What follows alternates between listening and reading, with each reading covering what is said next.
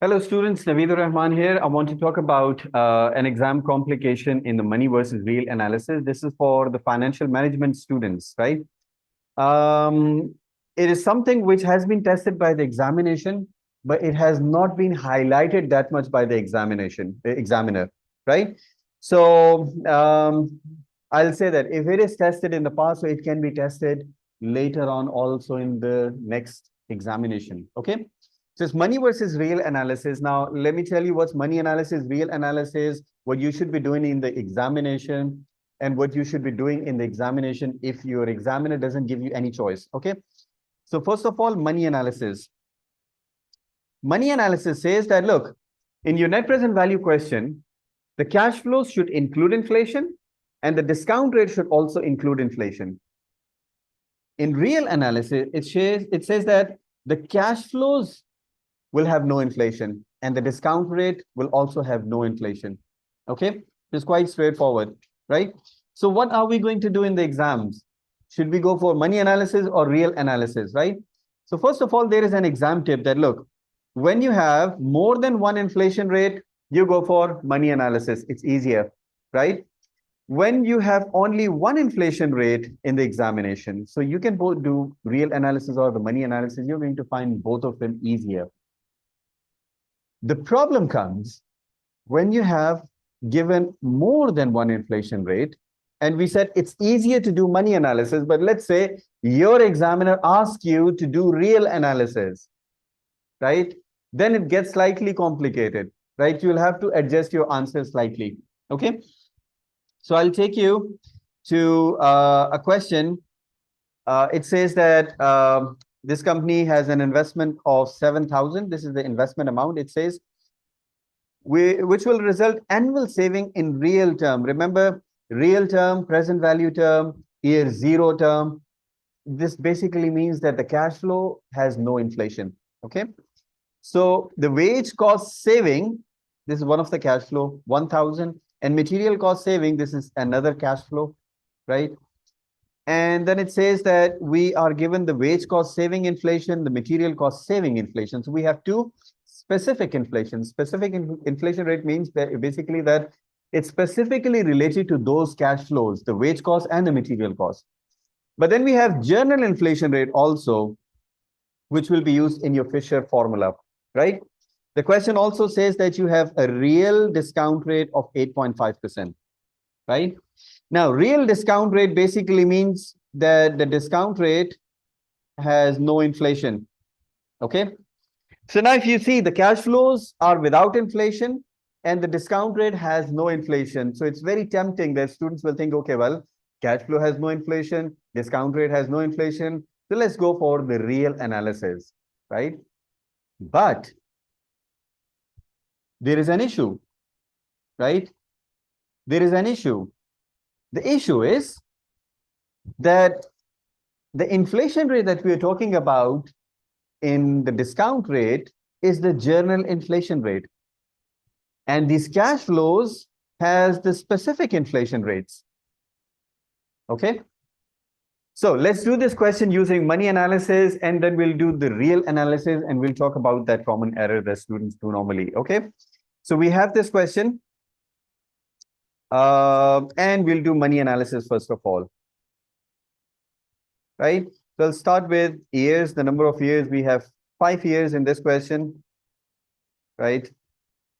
And in the first year, in year 0, we have an investment of 7,000. So it's minus 7,000 because it's an outflow, right?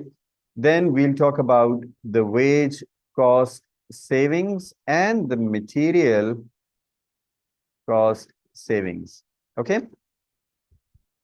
The wage cost saving, which is 1,000, but it is inflated up by 10%, the specific inflation rate. So I'll inflate it up by 10%. So 1 plus 10%, I'll multiply with 1 plus 10%, right?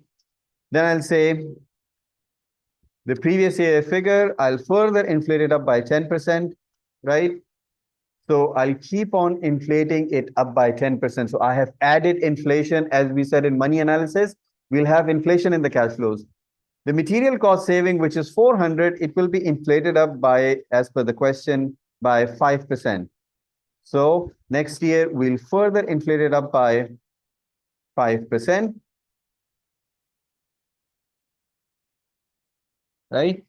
We'll further inflate it up by 5%, and then we'll keep on inflating like this for all the years. So let's calculate the net cash flows now, right? So we'll add and subtract all of them, right? So we have all these cash flows now, okay? Inflated up cash flow, the cash flow has inflation. Remember we said when the cash flow has inflation in money analysis, we also want to have inflation in the discount rate. And as per the question, the discount rate, which is 8.5%, is the real discount rate, which has no inflation. Okay? So the formula that you are going to use is 1 plus M, which is 1 plus the money discount rate into 1 plus R, 1 plus the real discount rate into 1 plus I, which is the general inflation rate, 1 plus the general inflation rate. These figures doesn't matter. The alphabets doesn't matter if you have used slightly different, right? So this one will move to the other side of the equation also. So this will become 1.085, 1 plus 8.5%, and then 1 plus 6% will be 1.06. And this one will move to the other side of the equation. So this will be equal to 1. This will be equal to,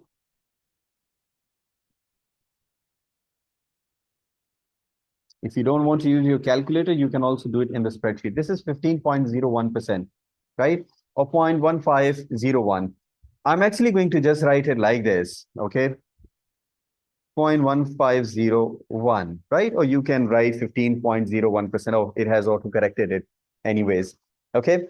So now I'm going to use exactly 15.01% rather than rounding it to 15% in order to get exactly the same answer in the real analysis also. So 1 plus 15% or 1 plus 15.01%, right? 1 plus R raised to the power minus, now it's done in different ways, but I prefer to use these numbers which are already written on the top, right? So I'm going to write minus 0, which will give me 1 for year 0, right? And then I'm going to drag it to get the rest of the discount rate for all the years, okay?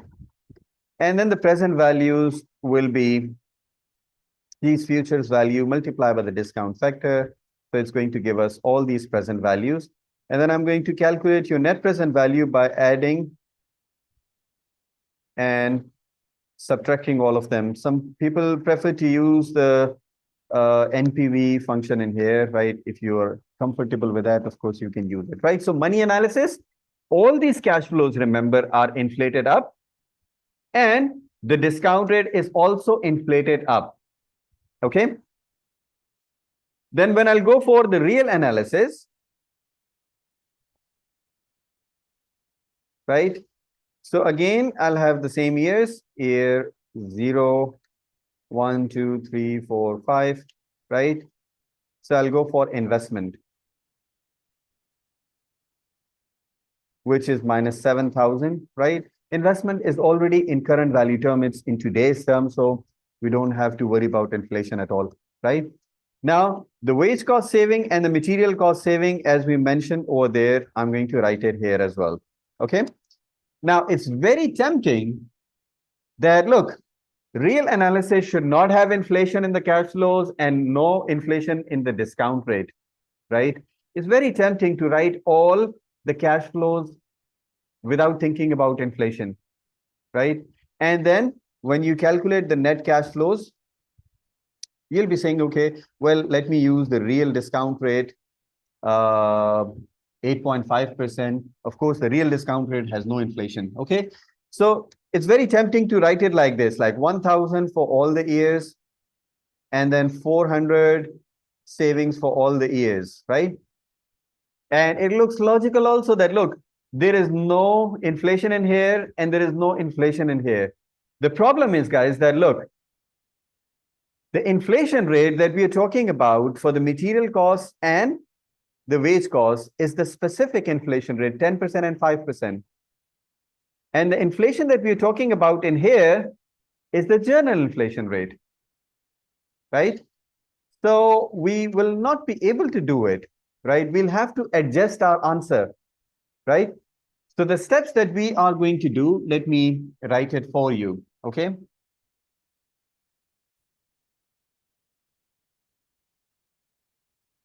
So step one, inflate up all cash flows using specific inflation rates. And then step two, deflate the cash flows using general inflation rate. Okay, right? So you inflate up the cash flows using the specific inflation rate. So these cash flows need to be, first of all, inflated up, right? Like we have done it in the money analysis. Then you will have to deflate it, right? So you can do it separately in the working, but because I have actually already done the inflation over here in money analysis, so I'll just do the second step, okay? So I'll deflate these cash flows by the general inflation rate. Remember, it was inflated up by specific inflation rate and it is deflated up by the general inflation rate. Why? Because the discount rate will have the general inflation rate. Okay, so let's do it together. It's 6%. We will have to deflate it by the 6%, right?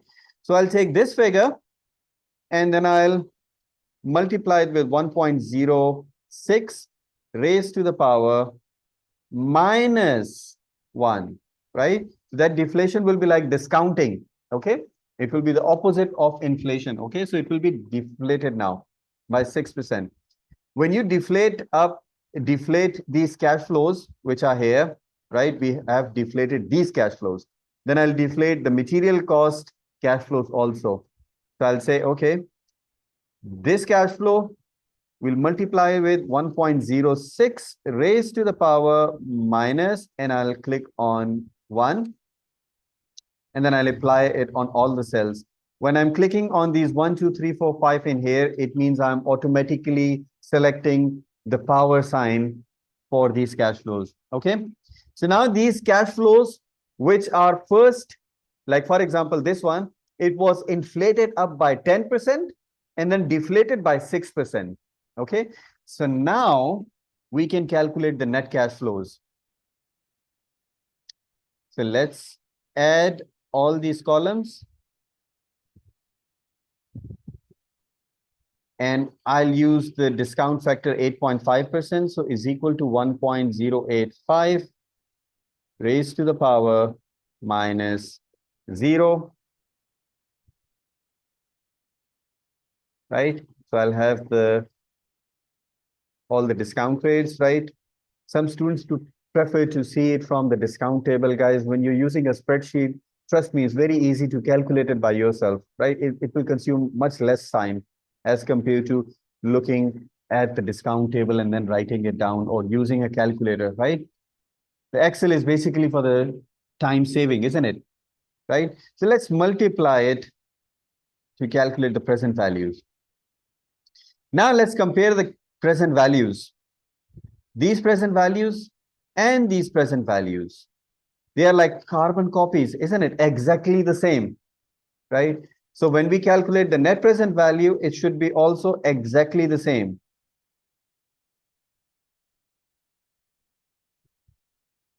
Right? Exactly the same present value. Okay. Now you'll be thinking, okay, well, these cash flows are bigger as compared to the real analysis cash flows. So why are we getting the same net present value? Because in money analysis, the cash flows are bigger, but then at the same time, the discount rate is bigger as well, right? Which makes our cash flows smaller. But in the real analysis, the cash flows are comparatively smaller, but then at the same time, discount rate is also smaller. So it's not going to make it very small. The net effect will be the same and you'll have the same result. So look, let me say it once again.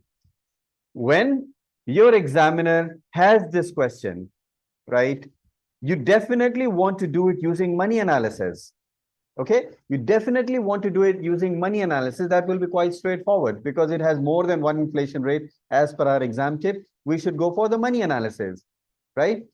But if your examiner asks you to use the real analysis in your cash flow, in your calculation, then you don't have any choice to do this calculation, right? Then you'll be forced to do this calculation, right? So make sure that you are aware of it. And thank you very much for watching my video.